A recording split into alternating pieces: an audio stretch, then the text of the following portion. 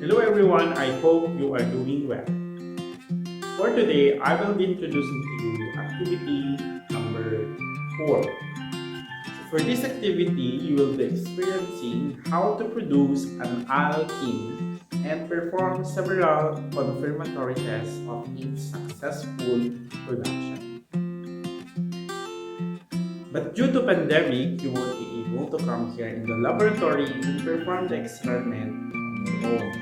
So an alternative will be sending you a video that shows the whole experiment. Before watching the video, you should be able to download the activity kits in our virtual classroom. While watching the video, you should be able to take note of the results of the experiment and write them in your data sheets. After watching the video, you should be able to answer the questions in the discussion, write your conclusion, then submit your lab report.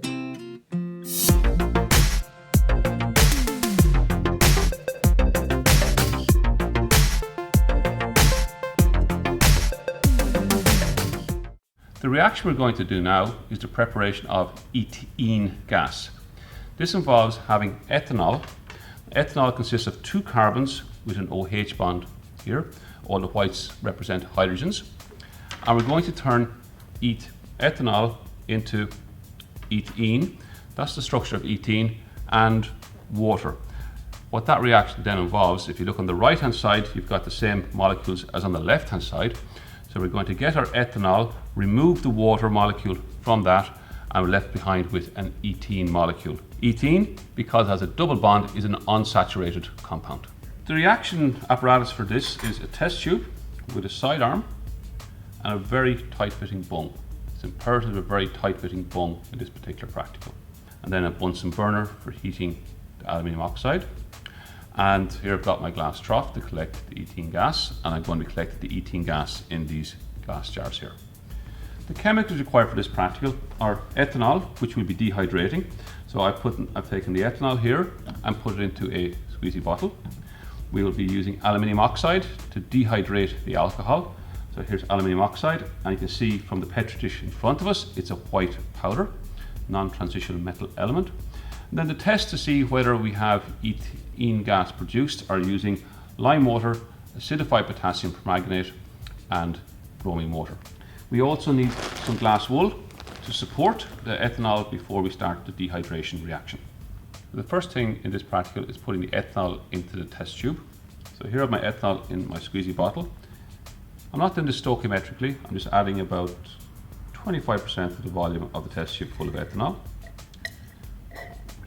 That's my ethanol is now being introduced. Now ethanol is now on the inside of this test tube. So what I want to do is make sure that ethanol is removed by putting in my glass wool. That's going to take the ethanol down off the side of the tube, then using your spatula, that's drying the inside of the test tube and supports the alcohol in my tube. Now I want to add my dehydrating catalyst, my aluminium oxide. So I have my aluminium oxide, my white powder aluminium oxide. It's a very finely divided powder.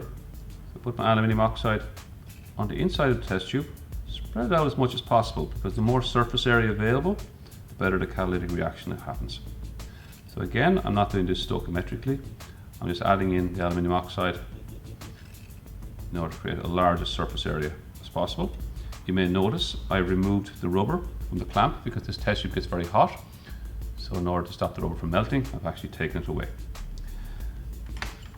You need a very tight bung in order to stop the ethene gas from escaping. So hold my test tube, I'm going to get that bung as tight as possible. And now my reaction is ready to go. Next part of this reaction is the heating of the aluminium oxide to start dehydrating the ethanol into ethene. So I have my glass jar ready to receive the gas, but the first few bubbles of gas that are produced are going to be the displaced air that's in the test tube and in the rubber tubing will first of all have to be displaced. Once I've displaced all that air, I can then start collecting my ethene gas, and I have my trough and my glass jar ready for catching that particular gas. So next procedure is to light my Bunsen burner.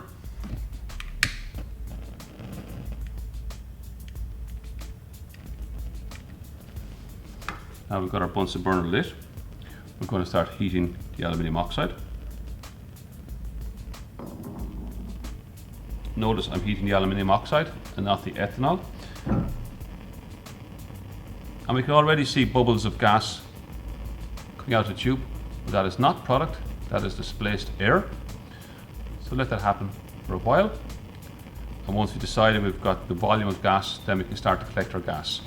At this stage, we will have ethene gas coming out of the tube. So put it into my beehive and then put my glass jar on top of the beehive, and we can see bubbles of gas going into the glass jar. That's ethene gas is now being collected. While our glass jar is filling of ethene gas, we'll prepare the test for the unsaturation. Two tests for unsaturation are bubbling the solution through bromine water. I'm going to fill 2 test tubes full of bromine water. One can act as the control, one we can test. And likewise, I have acidified potassium permanganate. I'll fill 2 test tubes again. One the test tube we're going to do the experiment on, and one is the control. We will now bubble the ethene gas through the acidified potassium permanganate. And if we have an unsaturated gas, we should notice the potassium permanganate is decolorizing. So we see the gas bubbles bubbling through, and then when you compare that to the control, we can see decolorization has occurred, therefore proving it's an unsaturated compound. The second test for desaturation is the decolorization of bromine water. So here I have my solution of bromine water, and I'm going to bubble ethene gas through the bromine water, and the bromine is adding across the double bond, so decolorizing the solution. So if we compare that test tube to the control, we can see decolorization has occurred, so proving we produced an unsaturated gas. I've now collected the ethene gas in the glass jar. I can remove the glass jar and put the cover slip underneath it, and we're going to be doing the flame test to see that we've got ethene gas produced. It's very important at this stage to remove the rubber tubing before you remove the Bunsen burner. If you remove the Bunsen burner first, what happens is the gases inside the test tube contract, so causing a vacuum inside the apparatus, drawing the water from the rubber tubing into the test tube, and the test tube can shatter. So the test for ethene gas is it burns with a bright luminescent flame. So always light your lighter before you remove the cover slip, and then light the gas, and we'll notice it's burning with a bright luminescent flame. The byproduct of the reaction will be carbon dioxide. In order to check for the presence of carbon dioxide, I'm going to add some lime water into the container, and if there's carbon dioxide present, the lime water will turn milky. So shake this up, and we should notice how the lime water is turning milky. And just to show that milkiness, I will decant that into a test tube so you can see the milky colour of the lime water, so proving the presence of carbon dioxide.